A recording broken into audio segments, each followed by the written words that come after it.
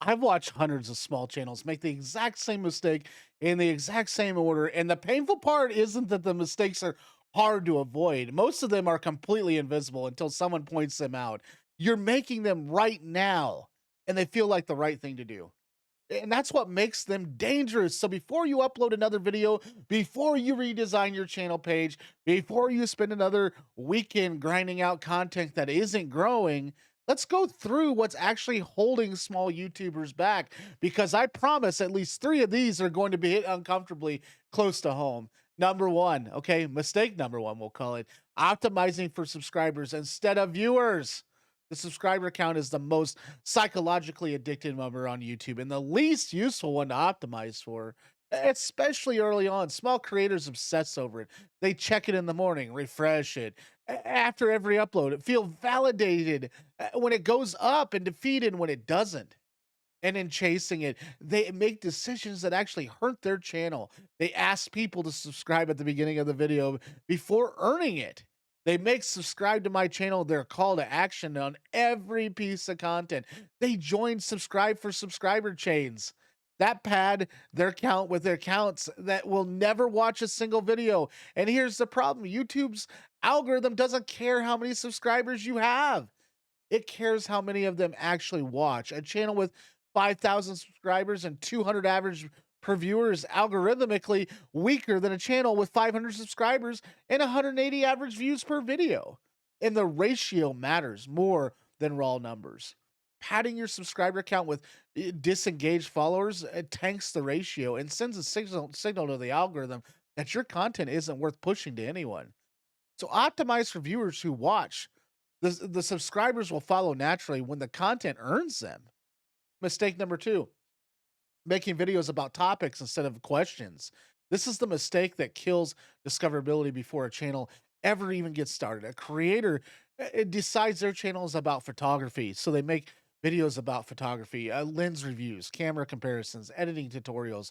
All reasonable topics are all nearly impossible to get discovered through, though. The problem is that photography isn't what people type into the search bar, YouTube search bar. It's how do I get it's like sharp photos in low light is what they type. And why are my photos blurry? Is what they type. Best camera settings for beginners is what they type. These are questions, specific searchable answers, answerable questions. And the channel that answers them precisely is the channel that gets found. And the difference between a topic and a question sounds small. It's actually the difference between content that lives on your channel and content that gives discovered discoverability by people who didn't know you existed. And every video you make should answer a specific question a specific person is already asking. If you can't phrase your video idea as a question, someone would type into a search bar. The idea needs to be reworked before you press record even. And here's mistake number 3, treating the first 30 seconds like an introduction. Almost every small YouTuber opens their video with the same way: a brief musical sting, a title card, and hey guys, welcome back to the channel. Today we're going to be talking about this, that. And by that point, a significant percentage of the people who clicked have already left. In the first 30 seconds of a YouTube video are not an introduction, they're an audition. And the viewer is deciding in real time whether your offering is worth their next 15 minutes, and they already know what the video is about. And that's why they clicked. They don't need a recap of the title, they need an immediate signal that you have something worth staying for. Open with the most compelling version, what the video delivers.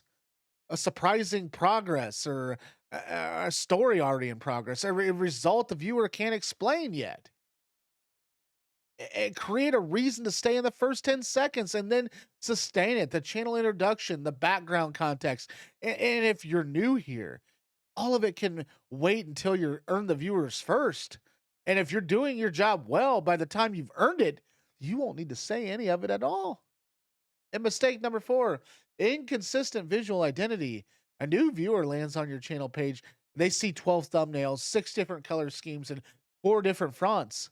Three different visual styles, no coherent aesthetic at all, and tying anything together, and they click away without subscribing because the channel doesn't look like a show.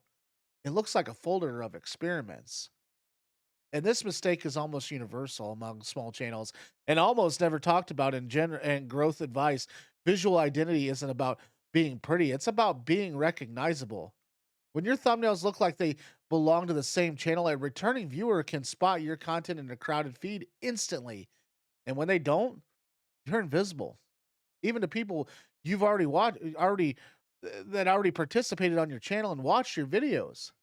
So pick a thumbnail template and commit to it. Same color palette, same font, same general layout, logic, and same treatment of your face if you used to use it. It can evolve slowly over time, but the evolution should feel like the same show in a new season, not a completely different channel. And consistency and visual identity is one of the highest leverages, the lowest effort improvements a small channel can make. And the most creators skip it entirely because it feels like a cosmetic detail. It isn't, it's a conversion mechanism. Mistake number 5, uploading and disappearing. The video goes live, the creator checks out and analytics, obsessing for 8 hours. Then the moves on to making the next video. The comment section goes unanswered, and the community tab sits empty. No shorts, no posts, no engagements with the audience that they did show up. And this pattern tells YouTube, your audience, the same thing. You're a content dispenser, not a creator with a community. And content dispensers don't build loyal audiences, they build passive ones. And people who might watch when a video appears in their feed, but feel no particular attachment to the channel and no particular reason to seek it out. The creators building real audiences treat the 48 hours after upload as the most important work period of the entire video cycle. Reply to every comment with a response that extends the conversation. They pin a comment that adds value to the video that it didn't cover.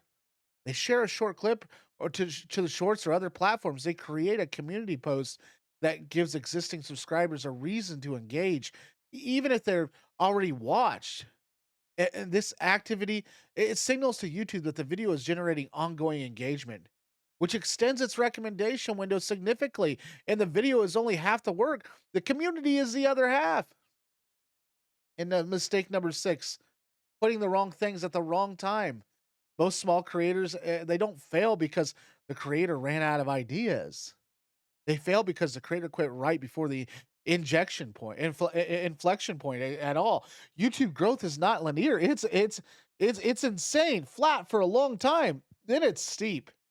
The flat period is long enough that most people interpret it as failure, and then they stop. They made 30 videos and have 400 subscribers and conclude that either they're not talented enough or the platform is rigged against small channels, and they quit. And in many cases, they quit 6 to 10 videos before something would have clicked, before a video found the right search term, before the algorithm starting understanding their niche, before the compounding nature of the YouTube's discovery system had time to do its work. The creators who break through are rarely the most talented ones. They're the ones who stayed the specific, stayed consistent, and stayed long enough for the math to work in their favor. Talent is table stakes. Persistence past the flat part of the curve is the actual competitive advantage because most people don't have it. If you're going to quit something, quit the things that aren't working, the broad topics, the inconsistent thumbnails, the weak hooks, the videos made for the algorithm instead of for a real reason with a real problem. Don't quit the channel, quit the mistakes. The pattern underneath all of it, every mistake on this list comes from the same root cause, optimizing for the wrong signal.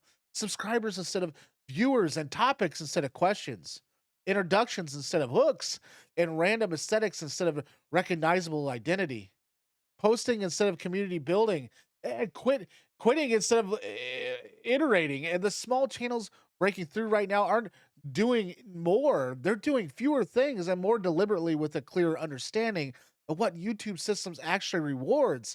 They stopped guessing and started diagnosing. They make a change, watch the data, watch what the data does, and they adjust. That's the whole game. Not talent, not equipment, not luck, just the willingness to look honestly at what's not working and change the specific thing causing it, and then keep showing up long enough to find out it worked. And most people won't do that, which means the ones who will have almost no competition at all. Thanks for watching. If you liked today's video, like and subscribe. drop a comment. I would love to hear from you. Or hey, if you really like the channel, feel free to buy me a coffee. It's down in the description of this video and on the main page if you really want to support the channel. Thanks for watching, and we will see you on the next one.